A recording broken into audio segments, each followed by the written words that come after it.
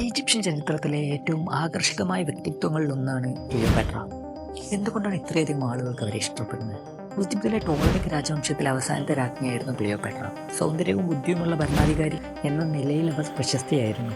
അവരെക്കുറിച്ച് നിങ്ങൾ എന്താണ് ആദ്യമായിട്ട് കേട്ടത്? ക്ലിയോപാട്രയുടെ സൗന്ദര്യത്തെക്കുറിച്ച് പല കഥകളും പ്രചാരത്തിലുണ്ട്. കഴുതപ്പാലിൽ കുളിച്ചിരുന്നത് ചർമ്മത്തിന് തിളക്കം നൽകാനാണെന്നും തേനും റോസാപ്പൂവ് ചർമ്മ സംരക്ഷണത്തിനായി ഉപയോഗിച്ചിരുന്നു എന്നും പറയപ്പെടുന്നു. ഈ സൗന്ദര്യ രഹസ്യങ്ങളിൽ ഏതെങ്കിലും ഒന്ന് പരീക്ഷിക്കാൻ നിങ്ങൾ തയ്യാറാണോ? ക്ലിയോപാട്ര ഒരു ശക്തിയായ ഭരണാധികാരിയായിരുന്നു. റോമിൻ്റെ സ്വാധീനം ഈജിപ്തിൽ ശക്തമായിരുന്ന കാലത്ത് രാജ്യത്തെ സംരക്ഷിക്കാൻ അവർ തന്ത്രപരമായ നീക്കങ്ങൾ നടത്തി. ജൂലിയസ് സീസറുമായും മാർക്ക് ആൻ്റണിയുമായുള്ള അവരുടെ ബന്ധം ഈജിപ്തിൻ്റെ രാഷ്ട്രീയ ഭാവിയെ നിർണ്ണയിക്കുന്നതിൽ നിർണായക പങ്ക് വഹിച്ചു. ആൻ്റണിയും ക്ലിയോപാട്രയും റോമിനെതിരെ യുദ്ധം ചെയ്തു, പക്ഷേ അവർ പരാജയപ്പെട്ടു. ഈജിപ്ത് റോമൻ സാമ്രാജ്യത്തിൻ്റെ ഭാഗമാണ്.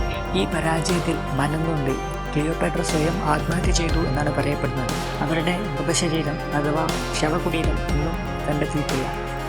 ക്ലിയോപാട്രയുടെ കഥ തലമുറകളായി പ്രചരിപ്പിക്കപ്പെടുന്നു. സിനിമകളിലും നാടകങ്ങളിലും പുസ്തകങ്ങളിലും അവർ ഒരു പ്രധാന കഥാപാത്രമാണ്. ഈജിപ്ഷ്യൻ ചരിത്രത്തിലെ ഏറ്റവും പ്രധാനപ്പെട്ട സ്ത്രീകളിൽ ഒരാളായി ക്ലിയോപാട്ര എന്നും ഓർമ്മിക്കപ്പെടും.